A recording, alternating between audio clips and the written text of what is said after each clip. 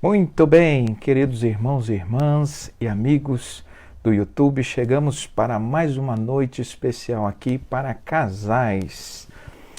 Estamos nessa jornada, enquanto estamos em casa, Deus nos tem dado essa oportunidade de expandirmos nossos conhecimentos, compartilharmos ideias, visões, compartilharmos também coisas bacanas para estarmos juntos. Então eu quero convidar você, a sua família, para estarmos juntos nesse tempo, mais ou menos uma hora aí, para nós estarmos pensando um pouquinho a respeito de mentiras perigosas que podem estar atrapalhando os casais. Temos aí o Eduardo, a Daiane, o Nino já entrou, sejam todos bem-vindos aqui. Que bacana, o Eduardo, inclusive, eu quero fazer uma menção honrosa aí, a gratidão, ele providenciou o microfone para que o áudio pudesse estar melhor, né? Então, deu algumas dicas aqui também no layout. Então, quero agradecer o Eduardo aí, meu amigo, que Deus abençoe grandemente sua vida. Temos a Joelma, a Cícera, muito bom. Sejam todos bem-vindos a essa live. Eu quero te aproveitar esse momento e dizer que, para que essa live possa ser bastante eficaz para você, é muito importante que você tenha a sua Bíblia, que você tenha papel e caneta e que você esteja em sintonia, porque eu vou falar aqui de um assunto muito sério, de um assunto que tem atrapalhado muitos casais, que são as fake news a respeito dos casamentos, né, ou a respeito do casamento. Mentiras que são passadas de geração para geração, que são compartilhadas por muitas pessoas, mas que não correspondem à verdade, estão muito longe daquilo que a verdade de Deus ou a verdade da realidade prática pode mostrar. Então eu quero convidar você para estar com seu esposo, com a sua esposa nesse momento, porque essa live é especial para casais. Se você não é casado e quer aprender algumas coisas sobre casamento, seja bem-vindo a essa live e eu tenho certeza que ela vai te ajudar. E se você, por alguma razão, está separado ou separada, você pode também acompanhar nossa live, porque quando você voltar a ter um relacionamento, você pode então observar e não cair nessas fake news a respeito do casamento. E por que me veio à mente essa ideia de falar sobre mentiras perigosas do casamento? É porque a partir do momento em que a gente acredita em alguma coisa, a gente começa a viver a partir daquilo que a gente acredita. Existem muitas coisas que eu escuto, e como terapeuta, como pastor, como conselheiro e até coach na área de relacionamentos, eu escuto muitas pessoas reproduzindo uma ideia errônea, ou frases ou afirmações errôneas a respeito do casamento. O problema é que uma vez que eu acredito nessas fake news ou que eu acredito nessas afirmações falsas a respeito do casamento e passo a viver de acordo com elas, eu muitas vezes trago para o meu casamento a possibilidade dele fracassar por conta de insistir em verdades, em realidades que não correspondem com aquilo que de fato a Bíblia ensina e aquilo que de fato a convivência, né, a literatura a respeito do casamento ensina. Eu quero aproveitar esse momento também e dizer aí a todos que estão me ouvindo que se você puder convidar um amigo, depois compartilhar essa live, vai ser bastante importante para abençoar os casais. Ao final eu estarei gravando, tá bom? Eu estarei fazendo como das outras vezes, disponibilizando na minha página do Facebook para que você possa estar compartilhando. Eu quero também agradecer a todos que têm compartilhado as mensagens, os textos, os que têm me enviado, né, que tem me enviado comentários. Eu tenho lido os comentários, não dá tempo de responder a todos, mas eu quero então deixar aqui minha gratidão a todos vocês que têm acompanhado, que têm ouvido, e eu sei que acompanhar lives nesses momentos tem sido um desafio, porque são tantas lives, tantas pessoas divulgando seus cultos, suas pregações. Então, se você está aqui comigo nesse momento, é motivo de muito orgulho, de muita honra para mim, e acredito que com muito carinho, muita dedicação, preparei um conteúdo aqui bacana para abençoar sua vida, para abençoar seu casamento e também para abençoar outros casamentos através da sua vida, tá certo? Então, temos aí a Tati, a Dani, o Paulo, a Iriane já entrou, outros irmãos aí, irmãs.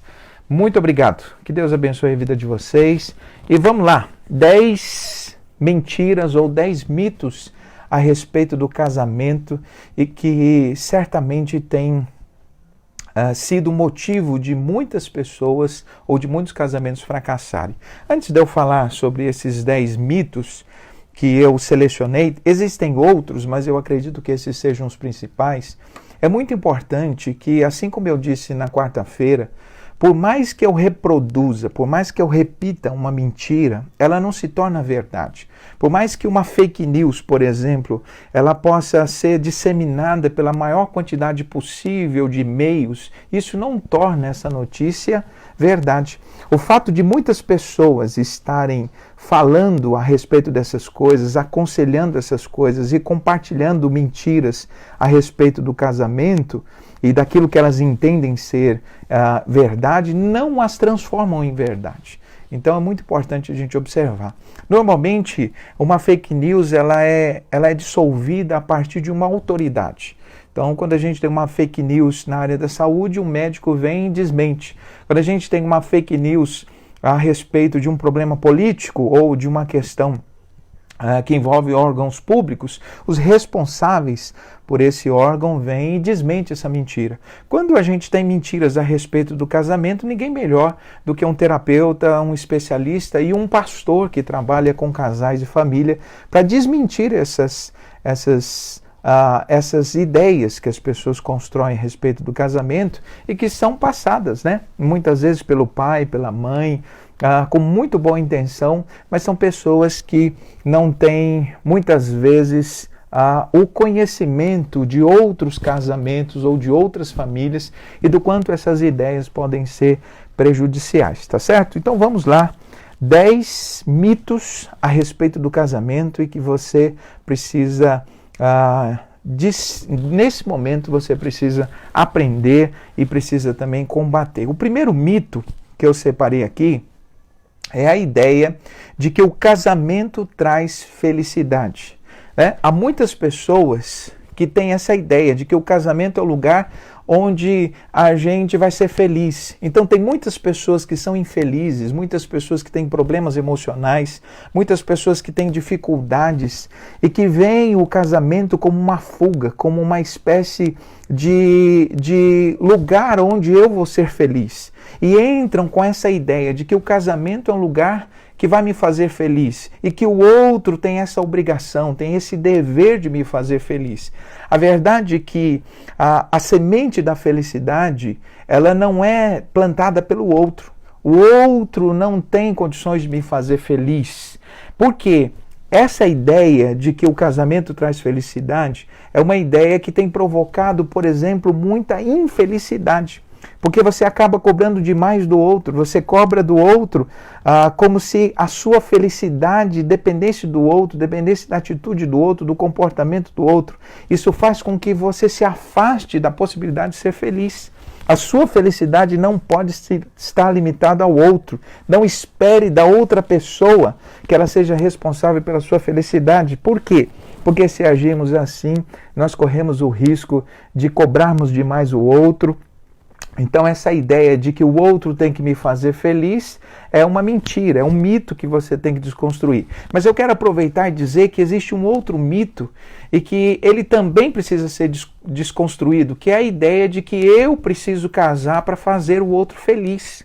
Então, eu inverto o polo da felicidade e agora já não sou eu mais que cobro o outro para ser feliz ou para me fazer feliz, mas eu também acabo com essa ideia de que eu tenho o dever de fazer o outro feliz, como se a felicidade do outro também dependesse de mim. E, na verdade, nenhum de nós tem condições de fazer o outro feliz. O que se pensa ou que se espera de um casamento é que a gente faça o que é certo, em que cada um, tanto o homem quanto a mulher, faça o seu papel, né? Mas o casamento em si, nem eu sou responsável pela felicidade da minha esposa, nem a minha esposa é responsável pela minha felicidade. Na verdade, a felicidade é algo subjetivo. Mas eu, enquanto marido, preciso construir um ambiente, fazer o meu papel de uma maneira que eu contribua para que a felicidade dela possa ser compartilhada, possa florescer. Então, essa ideia de que o casamento traz felicidade é uma ideia muito mentirosa, é um mito realmente. Veja, por exemplo, que a Bíblia vai dizer em João capítulo 4, a respeito da mulher samaritana, e uma característica dessa mulher é que ela teve 5 maridos. E esses 5 relacionamentos, e nenhum desses relacionamentos ela encontrou felicidade. Por quê? Porque não é o casamento que traz felicidade, assim como não é o dinheiro que traz felicidade. A felicidade é algo que está em nós, a semente da felicidade precisa estar em nós. Se eu não sou feliz, eu trago a minha infelicidade para tudo que eu faço. Num trabalho não me faz feliz. Se eu sou infeliz, eu trago essa infelicidade para o meu trabalho.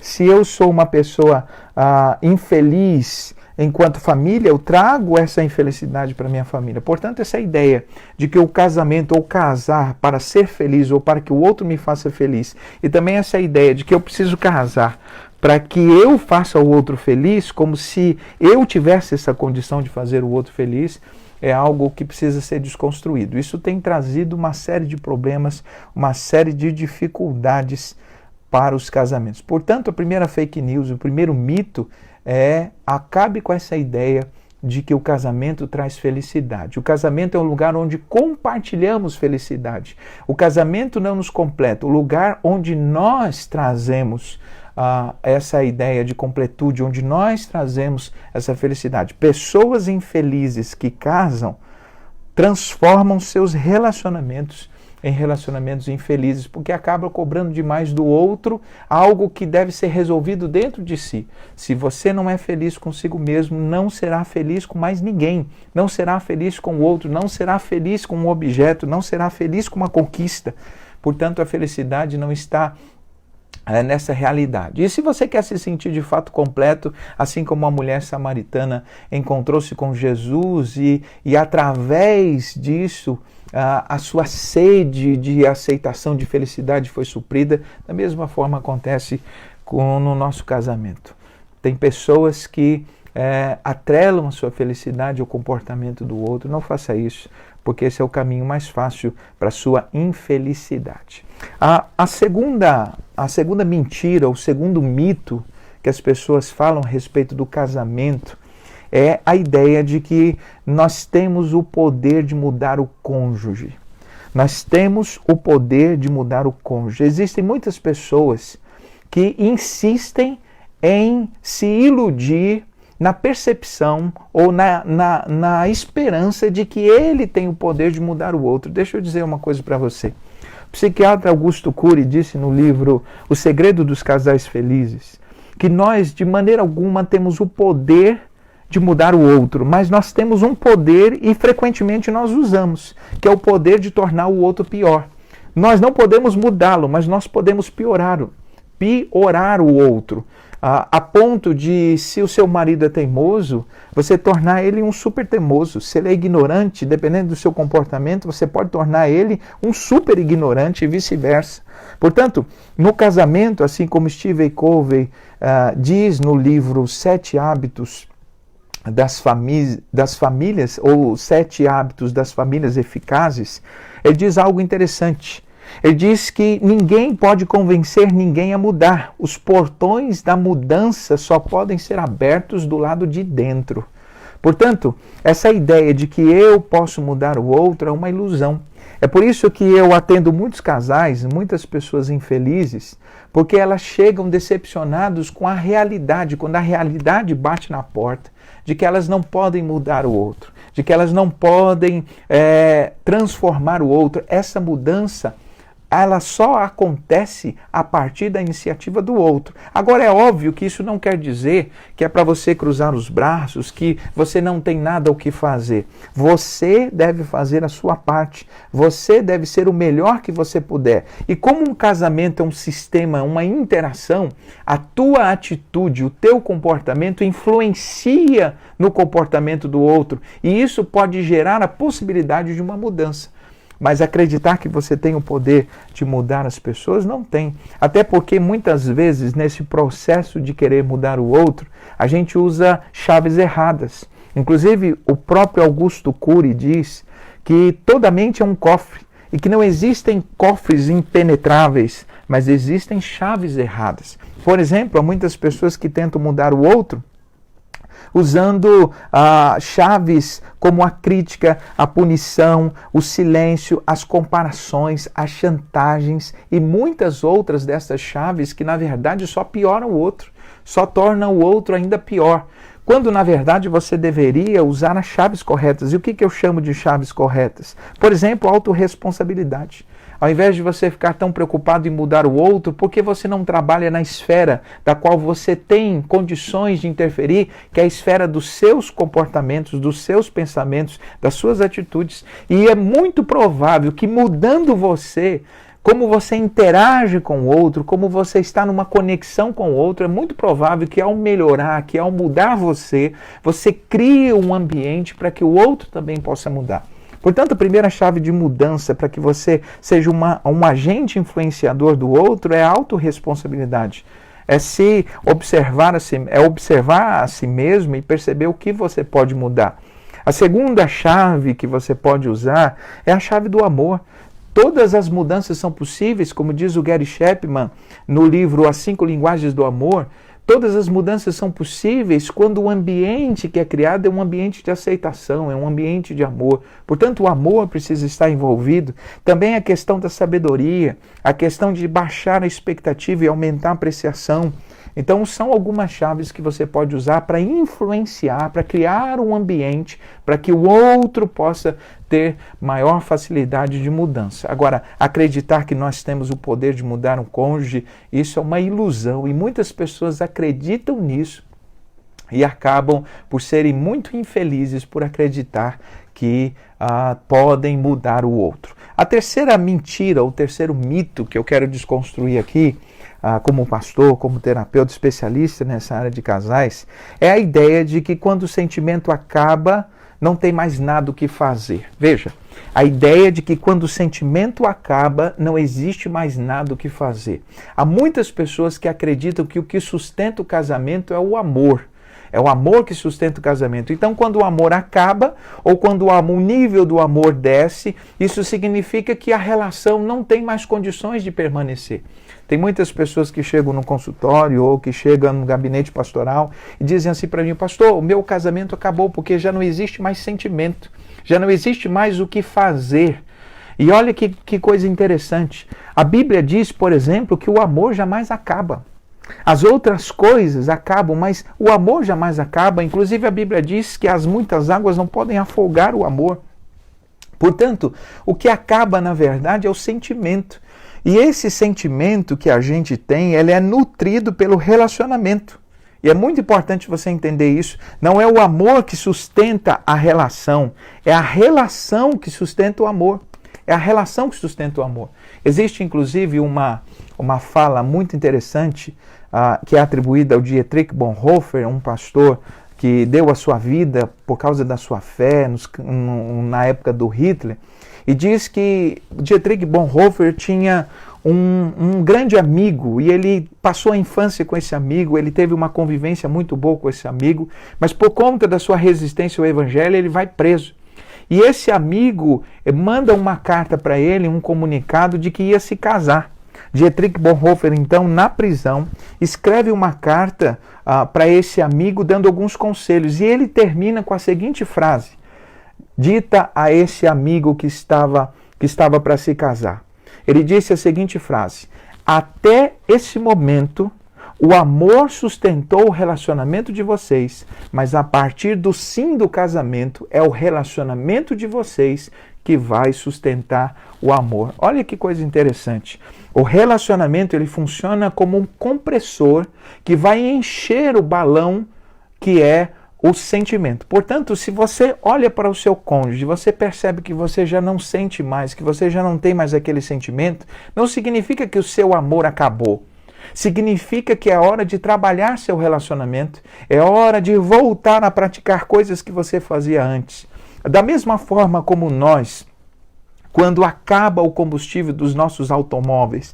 Da mesma forma como a gente vai ao posto e enche de novo o tanque de combustível, a gente não substitui o automóvel porque acabou o combustível, o relacionamento não deveria ser substituído porque acabou o sentimento.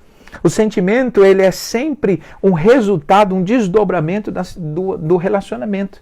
Se o relacionamento está bem, o sentimento de amor é alimentado. Quando o relacionamento está mal, está em crise, esse sentimento, esse balão do amor, ele começa a murchar. Portanto, o foco nosso está muito no sentimento e não está na ação. Você não controla os seus sentimentos, mas você pode controlar as suas atitudes e o seu comportamento, que pode reproduzir ou que pode reacender esses sentimentos dentro de você. E uma prova bíblica disso é o que acontece em Apocalipse capítulo 2. Se você observar, Jesus escreve uma carta ou Jesus dá um recado a igreja de Éfeso dizendo o seguinte: olha, eu tenho acompanhado vocês, mas eu percebo que vocês perderam o primeiro amor. E aí, olha a recomendação de Jesus para essa igreja. Vocês precisam se arrepender, lembrar de onde caiu, se arrepender dos seus pecados e, diz o texto, voltar à prática das primeiras obras. Portanto, quando o sentimento acaba, a primeira coisa que a gente tem que perceber é onde a gente caiu, onde a gente permitiu que esse sentimento ou que esse relacionamento pudesse ficar se desgastando a ponto de chegar onde estamos. E aí qual é a recomendação? Volte a praticar as primeiras obras. Veja, por quê? Porque da mesma forma como os sentimentos eles criam atitudes, as atitudes criam sentimentos.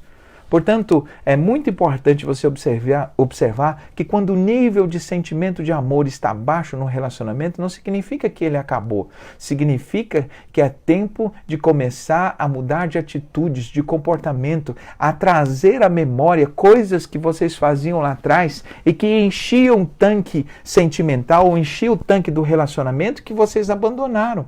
Jantares, conversas, quem sabe até a intimidade e tantas outras coisas que vocês tinham juntos, os passeios, as conversas, as interações, as coisas que vocês faziam juntos e que vocês deixaram de fazer. Portanto, toda vez que o nível de amor estiver baixando, é hora de investir no relacionamento, é hora de trabalhar o relacionamento, é hora de lembrar de fases da nossa vida em que éramos felizes e justamente nos amávamos porque nós fazíamos as coisas que alimentavam esse sentimento. Portanto, eu quero deixar aqui que a ideia de que quando o sentimento acaba, o casamento acaba, é uma mentira. Na verdade, quando o sentimento acaba, deve-se levar o casal à reflexão de que é hora de trabalhar, é hora de arregaçar as mangas, é hora de investir novamente no relacionamento, porque o amor é sempre um subproduto da relação. Tá certo? Então esse é o terceiro mito, a ideia de que quando o sentimento acaba, não tem mais nada o que fazer. O quarto mito, ou a quarta mentira perigosa, que muitas pessoas acreditam e disseminam sobre o relacionamento, é a ideia de que o casamento infeliz só tem duas alternativas: ou o divórcio ou a convivência infeliz.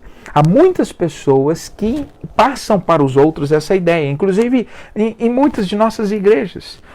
As pessoas dizem, quando os casais têm problemas, então vêm as pessoas e dizem para eles: olha, você sabe que você não pode separar, você sabe que você deve viver junto com essa pessoa. Então dão a ideia para essa pessoa que quando você tem um casamento problemático, que quando a tua relação está num caos, a única coisa que você tem a fazer é pensar: ou eu me separo, ou eu aceito a convivência infeliz, eu aceito que esse é o meu destino, a minha realidade, eu preciso e vou viver dessa maneira e não há mais nada o que fazer. Deixa eu te dizer que isso é uma mentira.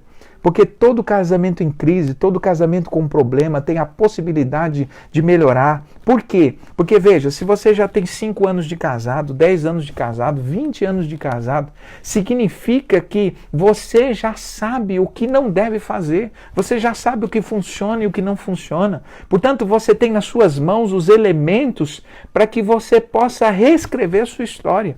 Portanto, não existe apenas as duas possibilidades, ou você divorcia ou você vive infeliz. Você tem a terceira possibilidade de aprender com os erros, de ampliar o seu leque de de conhecimento a respeito do outro, de começar a trabalhar um pouco mais em si, na mudança que você quer, ser a mudança que você quer ver no teu relacionamento. Portanto, existe a terceira possibilidade, que é a possibilidade de você estar junto, a possibilidade de você investir no seu relacionamento, de você plantar novas sementes, de você escrever uma nova história. Eu costumo dizer para os casais que eu atendo, que se é verdade que toda a nossa história conjugal já está escrita até esse momento, também é verdade que as páginas deste livro, deste romance que estamos escrevendo, estão totalmente em brancos. De hoje, o dia de amanhã, por exemplo, você não escreveu nada ainda. Pode ser o melhor dia da sua vida com o seu cônjuge, mas pode ser também mais um dia de infelicidade. Somos nós que construímos a história do romance que nós estamos vivendo. Somos nós que somos os responsáveis pelo jardim fechado que nós não estamos cuidando. Portanto, essa história, essa ideia de que você só tem duas possibilidades, ou você divorcia ou você vive infeliz, não é verdade. Você tem a possibilidade sim, com a graça de Deus, com a sabedoria de Deus, com novas sementes, você tem a possibilidade de construir um novo relacionamento. É óbvio que pode acontecer de você fazer tudo isso e não dar certo? Sim, pode acontecer. Mas a grande realidade, a grande maioria dos casos, você pode transformar o seu casamento, viver uma nova história. Aliás, esse é o desejo de Deus para você. E lembre-se sempre de uma coisa, e vale aqui um conselho, que toda vez que a possibilidade de divórcio entra na sua cabeça, ou você cogita essa possibilidade, todas as outras alternativas de transformação do casamento são enfraquecidas com a realidade e a existência da possibilidade do divórcio. Porque é uma questão de lógica. Se você imagina que você pode se livrar do problema, por que então descobrir maneiras de lidar com ele? Então veja, toda vez que você pensa na possibilidade de se divorciar, você na verdade está enfraquecendo todas as outras possibilidades. E deixa eu te dizer, o divórcio não é uma possibilidade, o divórcio deveria acontecer apenas quando não existem mais oportunidades, quando não existe mais possibilidade. O divórcio não é uma possibilidade, o divórcio é a ausência de possibilidade. É um fracasso que traz consigo desdobramentos emocionais, financeiros e espirituais muito ruins. Então vale muito a pena você investir no seu relacionamento, até porque o divórcio não é a solução. Na maioria dos casos. Por quê? Porque ao divorciar, as pessoas contraem um novo relacionamento, estabelecem uma nova relação e passa a reproduzir os mesmos erros, passa a repetir ou lançar as mesmas sementes e acabarão tendo a mesma colheita. Você sabia, por exemplo, você que quer se divorciar para se casar de novo porque você tem um problema no relacionamento, você sabia, por exemplo, que 70% dos novos casamentos, dos segundos casamentos não dão certo, 70%. Por quê? Porque as pessoas vão para o segundo casamento carregando os mesmos comportamentos, as mesmas atitudes e ainda com um histórico emocional de já saber lidar com separação. Então, na verdade, isso acaba facilitando uma segunda separação ao invés de impedir que isso aconteça. É óbvio, meus irmãos e irmãs, que há exceções, mas nós estamos falando de exceções. A regra é essa, tá certo? Então, se o seu casamento está em crise, se você está passando por dificuldades no casamento, não acredite na mentira de que você só tem dois caminhos, o divórcio ou a convivência infeliz, porque não é verdade. A quinta mentira, ou quinto mito que as pessoas acreditam, é a ideia de que críticas ou punições podem trazer resultados positivos. A ideia de que críticas ou punições podem trazer resultados positivos para o relacionamento. Há muitas pessoas que seguem isso. E eu quero dizer para você que pensa assim, que quando o casamento não está bem, você pode se valer de uma punição, dar um gelo no seu esposo, dar um gelo na sua esposa, que você pode endurecer ou evitar algumas coisas. Existem esposas, por exemplo, que quando os maridos não estão andando direito, evita, por exemplo, a relação sexual, ou evita cuidar da roupa, ou evita cuidar de alguma coisa da casa, deixa a casa de qualquer maneira como uma forma de punição. Existem outros homens, por exemplo, que quando estão chateados chateados com as suas esposas, usa o silêncio, usa a crítica, deixa de dar carinho, deixa de dar atenção para suas esposas como uma maneira de puni-las, achando que esse é o caminho e o recurso para que o outro se torne melhor. Deixa eu te dizer uma coisa que eu quero que você grave, você que está me ouvindo aí, e isso vai ficar registrado para outros casais ouvirem. Deixa eu te dizer que nem tudo que dá certo é certo. Nem tudo que dá certo é certo. Talvez você tenha usado esse recurso e deu certo, mas isso não quer dizer que é certo. Aliás, pense, você pode estar ganhando batalhas e no final você vai perder a guerra. Você pode estar construindo pequenas vitórias, mas você não vai chegar no objetivo de ter um casamento feliz. E isso quem garante não sou eu. Embora eu tenha experiência aí de mais de 3.000 horas tratando de casais, quem garante isso é a própria palavra. A Bíblia diz que nós não devemos pagar o mal com o mal. Está lá em Romanos capítulo 12, versículo 21. A Bíblia diz, por exemplo, que nós precisamos manter a semente ou a semeadura do bem. Por quê? Olha aqui que diz Gálatas 4:9. A Bíblia diz assim: não nos cansemos de fazer o bem, porque a seu tempo nós colheremos se não tivermos desanimado. Portanto, é muito importante perceber que nesse processo de semeadura, você não pode deixar de lançar boas sementes no solo do seu casamento, até porque toda vez que você tem uma atitude como essa atitude funciona, ou atitude ou palavras, essas atitudes e palavras funcionam como sementes. Sementes que você está lançando no solo do seu casamento. E se as sementes são ruins, a colheita vai ser ruim. Portanto, pare com essa ideia.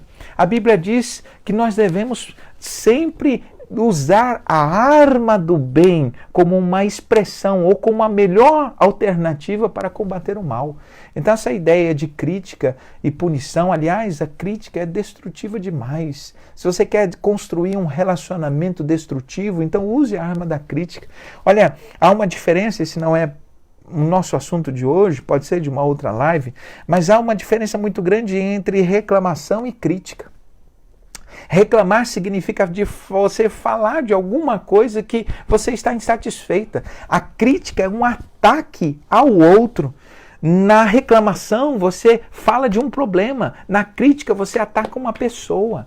Portanto, é muito interessante, tem muitas pessoas que confundem essas duas coisas. Então essa ideia de que eu vou dar um gelo, eu vou deixar de ser uma boa esposa, um bom marido, eu vou deixar de pagar as contas, eu vou deixar de falar com ela, de mandar mensagem porque ela não está sendo uma boa esposa, eu vou deixar de ter relações com ele porque ele não está sendo um bom esposo. Deixa eu te dizer, toda vez que você opta por usar e lançar uma semente negativa, você está comprometendo o seu futuro. Você pode estar vencendo uma batalha, mas perderá a guerra. Portanto, esse não é o caminho, não é o que eu indico para você, não é o que a Bíblia te ensina. Então não siga esse caminho, não acredite nessa mentira. Ainda que muitas pessoas possam chegar para você e dizer que deu certo no relacionamento delas, se lembre dessa palavra. Ele pode provavelmente ter vencido uma batalha, mas pode ter certeza que esse caminho vai te levar a perder a guerra que é essa relação do casamento, tá certo? Então, essa ideia de que críticas e punições podem trazer resultados positivos, podem, mas a curto prazo e a longo prazo pode gerar um grande problema. A sexta mentira que as pessoas acreditam é a ideia de que o sexo ou o dinheiro resolvem tudo. Então tem muitas pessoas que acreditam que as diferenças são resolvidas no quarto, em cima da cama. Outras pessoas dizem, olha, se a gente tiver dinheiro, então todos os nossos problemas vão ser resolvidos. É uma mentira. Deixa eu te explicar algumas coisas aqui sobre casamento que talvez você não tenha percebido. O casamento, do ponto de vista terapêutico, o casamento é um sistema. O que é um sistema? Um sistema é um composto onde cada parte está conectado. Quando uma parte não funciona, ele compromete as outras coisas. Portanto, embora eu saiba por pesquisas que a questão financeira e a questão sexual sejam dois elementos que compõem o tripé ou as três maiores razões de divórcio no mundo, sendo a primeira delas a incompatibilidade de gênero, embora eu saiba do poder que o sexo tem no casamento, do poder que o dinheiro pode exercer no casamento, porque o dinheiro, por exemplo, ele é um fator potencializador tanto da infelicidade como da felicidade. Mas deixa eu te dizer, nem o dinheiro nem resolve. As diferenças de um casamento não são resolvidas na cama, não são resolvidas como uma conta bancária, uma promoção no trabalho. Por quê? Porque o diálogo, por exemplo, quando ele é comprometido, ele é, como já dizia o Josué Gonçalves, que o diálogo funciona como oxigênio do relacionamento. Quando ele acaba ou quando ele não é puro, ele acaba trazendo muitas doenças e ele acaba por gerar morte no relacionamento. Então tem muitos casais que cuidam de uma área e negligenciam a outra. Por exemplo, a questão espiritual de um casamento é muito importante. As pesquisas mostram que pessoas que oram juntos, que vão juntos à igreja, pessoas que têm uma espiritualidade, casais que têm uma espiritualidade, têm 60% mais condições de ficarem juntos do que os outros casais que não exercem essa área. Então é muito importante trabalhar todas as áreas do casamento. Querer achar ou querer privilegiar uma área e negligenciar outra é o caminho para dar pane no sistema no futuro. Portanto, eu te convido a você sempre observar, se o sexo é bacana, joia, trabalhe outras áreas. Se a questão financeira não é um problema, joia, trabalhe as outras áreas. Se a questão dos filhos, da criação dos filhos está bem resolvida, joia, mas trabalhe as outras áreas. Não deixe nenhuma outra área, porque como o casamento é o sistema, ao comprometer uma área, você compromete o bom funcionamento do sistema. É a mesma coisa de um computador. O computador é composto de várias peças, mas quando uma das peças que compõem o computador, o sistema operacional, quando não funciona, isso acaba por exemplo, por comprometer todo o rendimento da máquina, todo o rendimento do computador. Portanto, o casamento é assim também. Então essa ideia de que um bom sexo resolve tudo, com dinheiro resolve tudo, é uma mentira. O casamento precisa ser cuidado em todas as áreas. Você não pode ser negligente em área nenhuma. Se você tem dificuldade com diálogo, tem que trabalhar essa área. Se você tem dificuldade com o sexo, tem que trabalhar essa área. Se você tem dificuldade com as finanças, precisa trabalhar essa área. O casamento é composto de todas essas áreas e todas elas precisam ser dadas, a todas elas precisa ser dada uma atenção especial, tá certo? Então é uma mentira achar que nossas diferenças acabam no quarto, em cima da cama, ou que o dinheiro resolve os problemas conjugais. A sétima mentira, e que muitas pessoas acreditam, é a ideia de que o segredo da felicidade conjugal é seguir o coração. Amigo ou amiga, se você quer ser feliz no casamento, siga o seu coração. Talvez essa seja uma das mentiras mais comprometedoras da felicidade do casamento que existe. Por quê? Porque pessoas que seguem o coração, por ser, a Bíblia diz que o nosso coração é enganoso, os sentimentos são instáveis, portanto, esse não é o caminho, seguir o coração não é o caminho da felicidade, pelo contrário, é o caminho mais curto para te levar justamente para a infelicidade. É o caminho mais rápido para o divórcio, para a infelicidade, porque a instabilidade emocional, a instabilidade dos nossos corações, uma hora a gente acorda pela manhã desejando e agradecendo a Deus pela vida do cônjuge, outra hora algumas pessoas acordam pela manhã dizendo assim, puxa vida, como era bom a vida de solteiro. Isso é o sentimento, isso é o coração. Tem muitas pessoas que, por conta de seguir os seus sentimentos, por conta de seguir o seu coração, acaba por atrelar as suas atitudes aos seus sentimentos. E deixa eu te dizer, você que está me ouvindo aí, o que mais mata os casamentos, o que mais traz infelicidade é você atrelar as suas ações, as suas emoções. Tem gente que diz, quando eu estou bem com ele, eu namoro. Quando eu estou bem com ele, eu trato ele bem, eu faço a comida que ele quer, eu sou uma excelente esposa. Mas quando a gente não está bem, ele não vai ter nada dessas coisas.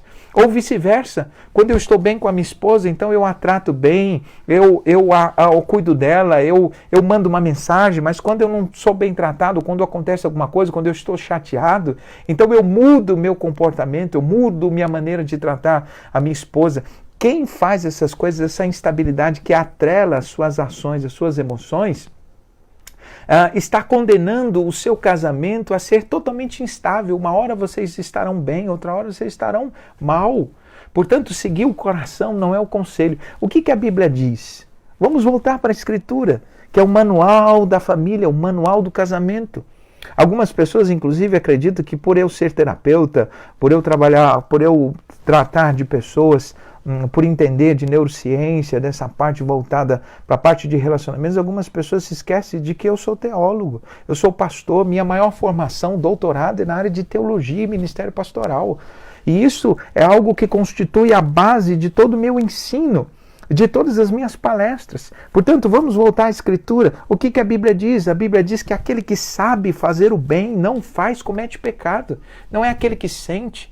Quando você, no seu casamento, não faz o que você tem vontade, faz o que precisa ser feito, faz aquilo que você faria se tivesse melhor. Por quê? Porque a neurociência vai respaldar isso. Escute bem o que eu vou dizer.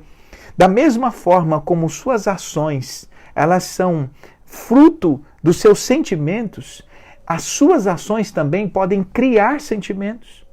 Olha que coisa interessante. Da mesma forma como sentimentos geram ações, ações criam sentimentos. E toda vez que você tem um sentimento negativo e tem uma ação negativa, você potencializa esse sentimento negativo. Ao passo que quando você tem um sentimento negativo, uma raiva, um ódio, uma mágoa, alguma coisa, e você tem uma atitude positiva, você não só protege o seu coração, como essa atitude elimina, ela vai minar a potência desse sentimento negativo. Isso é tão certo que Jesus disse que quando você tiver um inimigo e esse inimigo tiver fome, o que você deve fazer? Dar de comer. O que você deve fazer? Dar de beber, porque se você fizer isso, você vai amontoar brasa de fogo sobre a cabeça dele. Sabe o que isso quer dizer? Que quando você opta por fazer o bem diante de um sentimento negativo, você tem a possibilidade de eliminar esse sentimento, de não dar vazão a esse sentimento. E mais ainda, quando você tem uma atitude positiva, do ponto de vista neurológico, você cria um sentimento positivo. E olha que coisa interessante. O que Jesus, na verdade, estava dizendo quando disse para você virar outra face, quando disse para você alimentar aquele que tem fome, ainda que seja seu inimigo, é que ele estava te ensinando a que você estivesse protegendo o seu coração e as suas emoções da possibilidade de ter um coração que reproduza o coração ruim do outro. É uma maneira de proteger o coração. Portanto, acredite no que eu estou dizendo. Nós não podemos atrelar as nossas atitudes, as nossas emoções. Seguir o coração é o caminho mais rápido para o desastre, para a instabilidade do seu casamento. Não siga o seu coração, não siga as suas emoções. Por quê? Veja só para você ter um dado, eu trabalho isso muito no meu livro, Os 13 Passos para Vacinar o Seu Casamento das Crises Conjugais. Olha que interessante.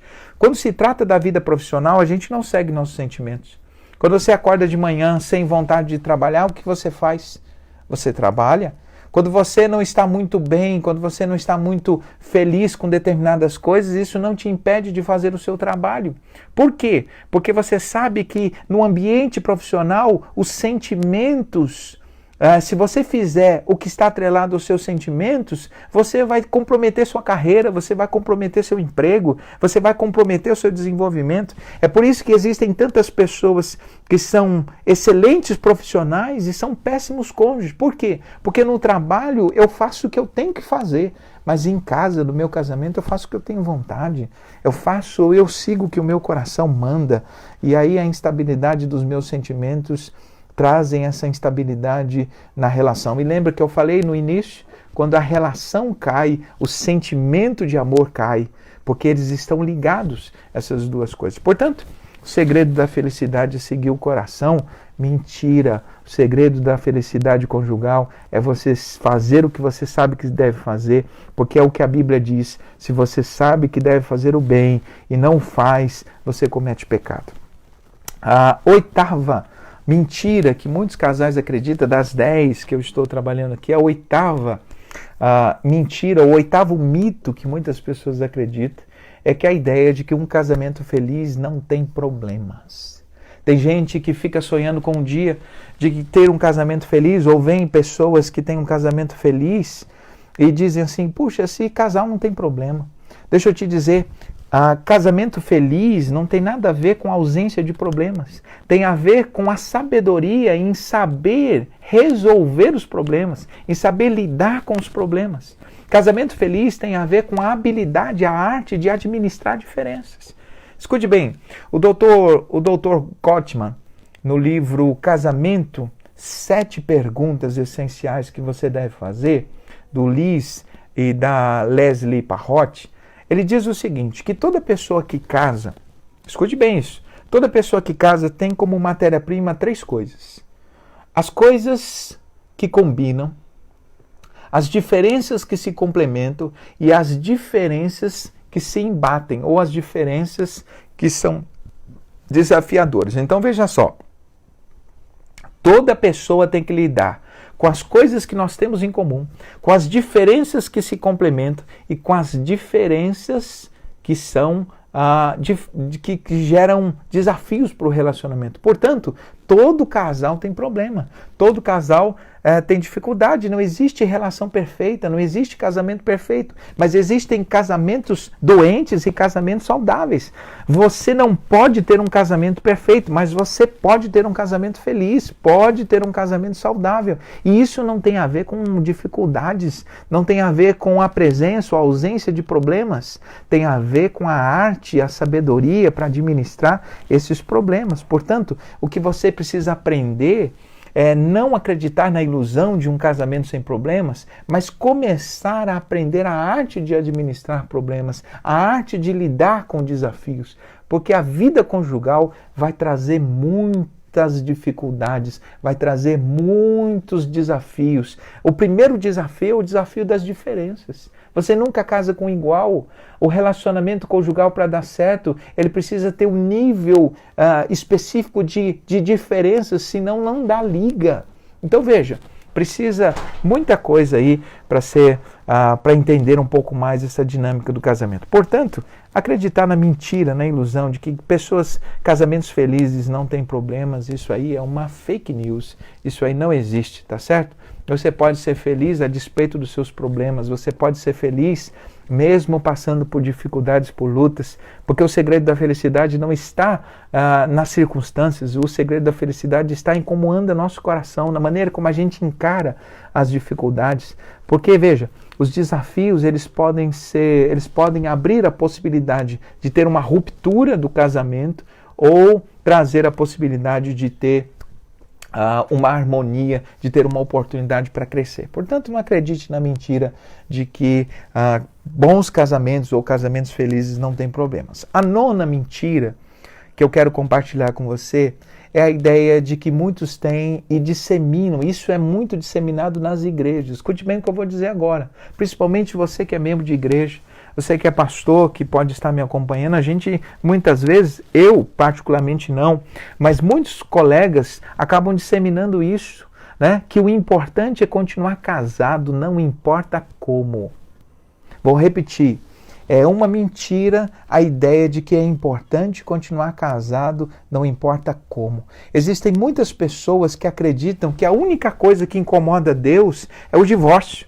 Inclusive ensinam o seguinte, olha, Deus odeia o divórcio. Está lá, de fato, em Malaquias capítulo 2, verso 16. Deus odeia o divórcio. Eu não tenho dúvida, como pastor, eu não tenho dúvida de que o divórcio está longe de ser uma alternativa que agrada a Deus, porque é uma ruptura do projeto, do plano de Deus. Mas essa ideia de que, tá bom, eu não vou me separar, mas eu vou viver mal, eu vou continuar vivendo apenas porque eu fiz uma aliança, isso também não agrada a Deus. Por quê? Porque Deus não fez o casamento para ser uma fonte de frustração, não fez o casamento para ser uma arena onde os dois estão brigando o tempo todo, se degladiando. Deus construiu o casamento para ser uma fonte de amor, para ser uma fonte de restabelecimento de energias. Olha o que diz lá em Gênesis: não é bom que o homem viva só, eu vou fazer uma companheira. E a Bíblia diz que depois de ter feito a mulher e juntado os dois, a Bíblia diz que o Senhor viu e usou pela primeira vez a expressão hebraica tov miot, que significa muito bom. E mais do que isso, escute bem, um mau casamento, assim como o divórcio, o mau casamento não reflete o ideal de Deus, o projeto de Deus, a beleza do projeto de Deus. Até porque, pense só, Deus estabeleceu o casamento para ser uma metáfora do seu relacionamento com a igreja. Está lá em Efésios capítulo 5. Portanto, veja, se o meu casamento ele tem um propósito espiritual maior. Tem um livro escrito por Francis Chan, que fala a respeito de Juntos para Sempre, é o título do livro, Francis Chan, Juntos para Sempre. Esse livro é extraordinário.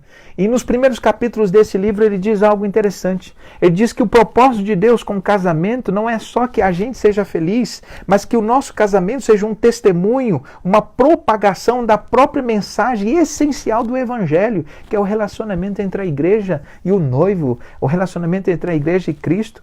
Portanto, quando você se mantém junto, mas você não trabalha o seu casamento, porque você acredita na ideia de que o importante é a gente estar junto, a gente não se ama, a gente não se tolera, a gente se machuca, a gente se agride, mas o importante é a gente estar junto, o importante é a gente manter, tocar o barco, e é isso aí, vamos louvar a Deus, e até que a morte nos separe. Não pense que Deus se agrada desse tipo de comportamento, não pense que Deus se agrade desse tipo de casamento, porque ele não reflete o ideal de Deus. Deus não construiu, Deus não idealizou o casamento para ser essa fonte de frustração. Isso é um mau testemunho. É um mau testemunho para a igreja, é um mau testemunho para as famílias, é uma anti-mensagem, é um anti-evangelho que nós estamos pregando para as pessoas. Porque nós temos que pregar o Evangelho, como diz o padre Antônio Vieira, que nós deveríamos pregar o Evangelho, se possível, usando palavras. Porque nós não pregamos o Evangelho apenas com palavras, pelo contrário, nossas atitudes, elas confirmam as palavras que pregamos. Veja, por exemplo, em Atos, você tem, por exemplo, lá a mensagem que, quando Lucas escreve os primeiros registros, ele diz aquilo que Jesus começou a fazer e ensinar. Porque o fazer, ele precede o ensinar. O ser precede o falar. Então é muito importante você observar essa realidade. Essa ideia de que é importante é continuar casado. Deus aceita nosso casamento de qualquer forma. O importante é não separar.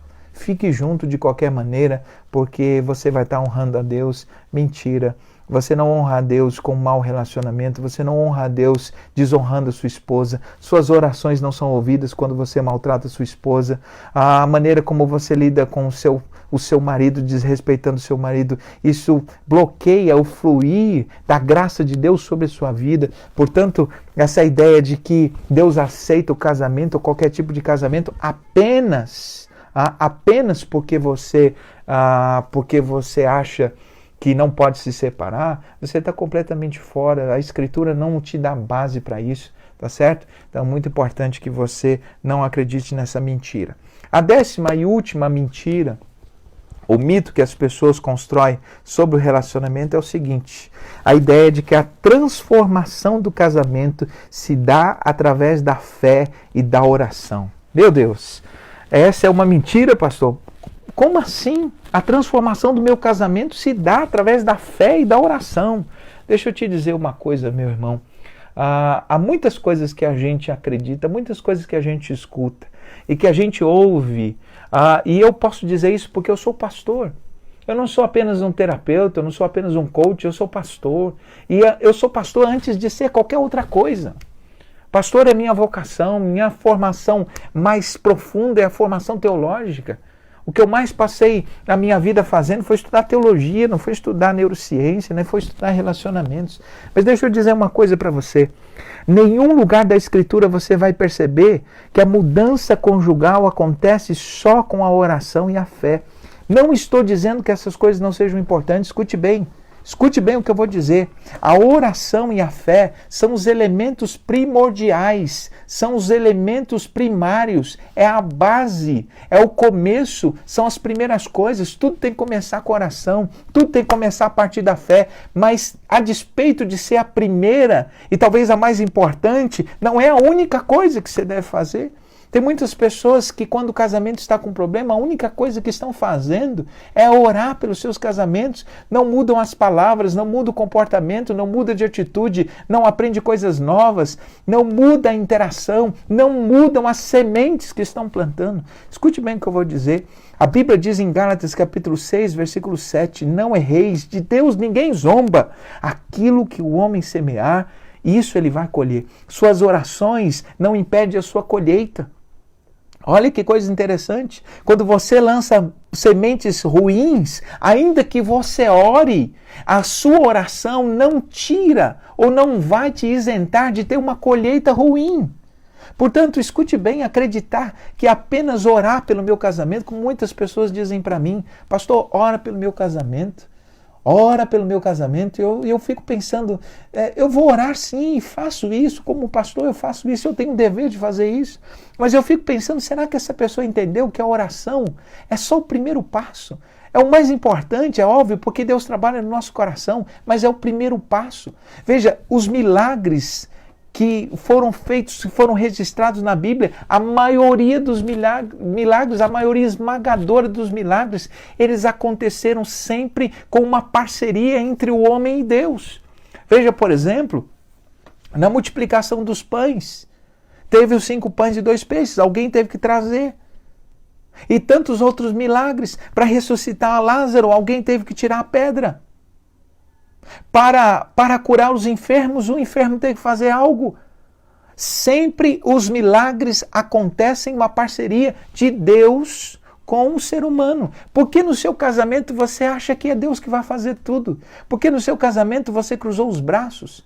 E eu quero terminar a minha palavra aqui. Eu quero trazer algo muito relevante para quem ficou comigo até agora assistindo essa live. E eu quero compartilhar isso que Deus colocou agora muito forte no meu coração. Todos nós conhecemos a história do primeiro casamento. O primeiro milagre de Jesus foi num casamento, está lá em João capítulo 2. Você sabe da história. Você sabe, um noivo preparou o casamento. E naquela época o casamento durava 7 dias, às vezes até mais, 10, 14 dias. E diz o texto bíblico que Jesus e a sua mãe e os demais irmãos foram convidados para essa festa. Mas no meio da festa aconteceu algo muito chato. Diz o texto que acabou o vinho. Acabou o vinho. E a mãe de Jesus chegou para ele e disse assim, olha, Senhor, acabou o vinho. Disse para Jesus, acabou o vinho. Olha a resposta de Jesus, mulher, o que eu tenho contigo? Ainda não é chegada a minha hora. Escute bem essa frase. Jesus disse, ainda não é chegada a minha hora. Durante muitos anos da minha vida eu nunca entendi a resposta de Jesus, até que o Espírito Santo me mostrou algo que eu nunca tinha visto. Mesmo fazendo doutorado, mesmo com tantas coisas, porque existem revelações que são de Deus, não são provenientes da sabedoria humana. Escute bem, nesse exato momento em que Jesus diz assim, não é chegada a minha hora, ele dá uma ordem. Qual é a ordem? Vá, enche as talhas de água. E aí eles foram e encheram as talhas de água, mas escute bem, não haviam torneiras. Para encher as talhas de água, cada talha de água, que eram baldes de pedra usadas para a purificação, cada balde daquele lá tinha cerca de 80 a 120 litros. Eles encheram as talhas de água. Eles tiveram que ir ao poço, que puxar água de dentro do poço, um trabalhão para encher as talhas de água. Quando eles terminaram de fazer a parte deles, quando eles terminaram de encher as talhas de água, sabe o que aconteceu? A Bíblia diz que Jesus diz assim, agora tire e leve ao mestre-sala. E diz o texto bíblico que eles pegaram, tiraram água e foram até o mestre-sala. Quando esse mestre-sala, que era a pessoa responsável, né? O mestre lá, a pessoa que era responsável por provar o vinho e dar o tom, né, da qualidade do vinho, disse algo surpreendente. Disse assim: olha, vocês deixaram um bom vinho para o final. Todas as pessoas fazem o oposto, eles entregam o vinho ruim primeiro, e depois que as pessoas estão...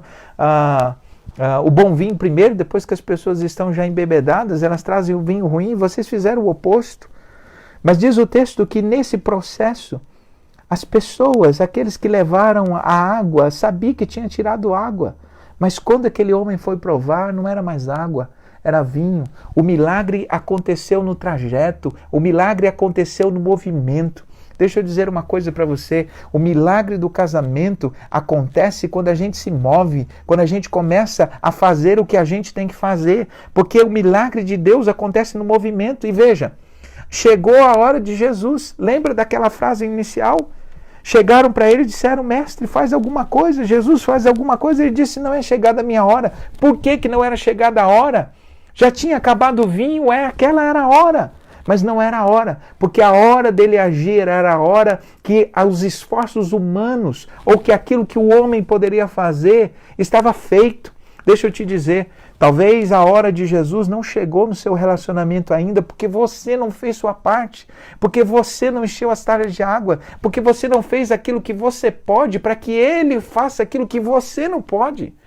Portanto, é muito importante ver e observar. Os milagres acontecem. Sim, eu creio em milagres. Eu creio no Deus que transforma relacionamentos. Eu creio no Deus que muda a história da vida de casado. Eu já tive a oportunidade de casar de novo pela segunda vez um casal que já havia se separado e casar com a mesma mulher, porque houve experimentar um processo de restauração e hoje tem um filho, tem uma família e estão seguindo o seu casamento. Eu creio em milagres, mas os milagres não acontecem apenas com oração, apenas com fé. Os milagres acontecem quando eu oro, quando eu tenho fé, mas quando eu faço a minha parte. Porque quando você fizer a sua parte, eis que é chegada a hora dele, eis que ele pode.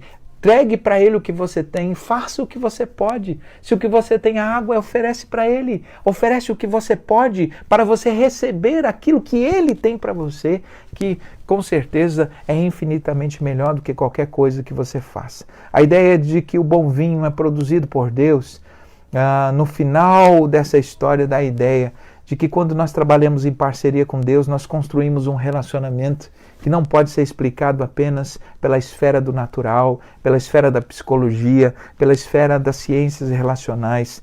Quando você segue e você faz a sua parte, e você permite que a graça e a ação de Deus entre no seu casamento, você constrói uma relação que é como um vinho tão especial que ninguém pode reproduzir, senão com as mãos do Criador sobre o seu relacionamento. Portanto, eu quero finalizar aqui dizendo que a parte de Jesus, o momento de Jesus, a hora de Jesus para transformar o seu casamento vai acontecer quando você tiver fé, quando você orar, mas sobretudo também quando você fizer a sua parte. Tá certo, gente? Então esses foram as 10 mentiras que as pessoas contam, ou os 10 mitos que as pessoas acreditam a respeito do casamento. Eu quero dizer da minha alegria de ter passado esse tempo com você, e como estamos aqui em casal e eu sou um pastor, eu quero terminar esse momento orando pela sua vida, orando pelo seu casamento. Tenho visto aí muitas mensagens, muitas pessoas dizendo ao longo de toda a transmissão, falando, interagindo. Nessas lives de palestras não dá para eu interagir com você, mas nós vamos ter sim um momento para eu responder perguntas, para eu estar com vocês, tá certo? Nessa interação. Eu quero que você, se você está na sua casa, abaixe a sua cabeça. Vamos orar a Deus. Vamos colocar diante de Deus nosso casamento nesse momento. Me permita, como pastor, orar pela sua vida, orar pelo seu casamento. Meu Deus, obrigado, Senhor, pela oportunidade de estarmos diante da Tua Palavra, pela oportunidade de aprendermos e de desconstruirmos mitos e mentiras que são passadas a respeito do relacionamento conjugal e que nada tem a ver com a sua palavra, nada tem a ver com o caminho para a felicidade. Meu Deus, que essas palavras, que essa live, ela possa ser usada pelo Senhor como semente, como instrumento para abençoar os casais, não para que o meu nome seja conhecido, mas para que os lares sejam restaurados. Senhor, em nome de Jesus, se essas palavras abençoaram casais que assistiram, abençoe para que eles compartilhem, para que abençoe outros casais. Meu Deus, eu oro pelos casais que estão em casa, que estão passando por dificuldades, alguns vivendo um caos à beira do divórcio. Meu Deus, entre com providência, abençoe nesse instante, toque nesses lares e que essas palavras possam servir de ânimo, possam servir de instrução, de alimento para que essas pessoas, para que esses cônjuges possam começar ou recomeçar o caminho, ó Deus, da reconstrução, da construção de um novo casamento. Eu oro e abençoo a vida desses casais, em nome de Jesus. Amém. Amém. Louvado seja o nome do Senhor. Nós estamos nos despedindo aqui. Eu quero agradecer aos que estiveram conosco. Que Deus abençoe a vida de vocês. Que Deus abençoe o casamento de vocês. Guarde essas coisas no coração. Eu tenho feito essas lives, me preparado muito, estudado bastante para oferecer para vocês algo que seja relevante, algo que abençoe a vida de vocês. Portanto, se esse conteúdo abençoa a sua vida, compartilhe. Não tenha vergonha. Algumas pessoas vão dizer, mas eu compartilho, as pessoas não assistem. Compartilhe. Né? Faça a sua parte, tá bom? Divulgue para que outras pessoas possam estar aprendendo esse conteúdo, tá certo? Então, eu quero agradecer a paciência de vocês. Lá se vão aí 1 hora de live, mas eu quero dizer da minha gratidão de ter vocês aqui comigo, de ter os irmãos queridos aí da Igreja Batista do Jardim das Oliveiras, de ter irmãos queridos de outras igrejas, de ter amigos, alguns até que nem frequentam uma igreja, mas que estão aqui acompanhando. Que Deus abençoe sua vida, que Deus abençoe sua casa, que Deus abençoe seu casamento, tá certo? Que Deus abençoe a todos. Nosso próximo encontro, então, será amanhã às 19 horas, quando eu trarei uma mensagem mais pastoral, uma mensagem mais devocional para abençoar a vida dos irmãos aí nesse primeiro domingo de abril. Que Deus abençoe a todos, uma ótima noite e que a graça do Senhor seja com todos vocês, que a consolação do Espírito Santo seja sobre a vida de todos vocês e que o Senhor continue a abençoar a casa e o casamento de todos, tá certo? Um beijão a todos, um abraço e que o Senhor conforte, console e guie a vida de todos vocês. Até a próxima, querendo Deus.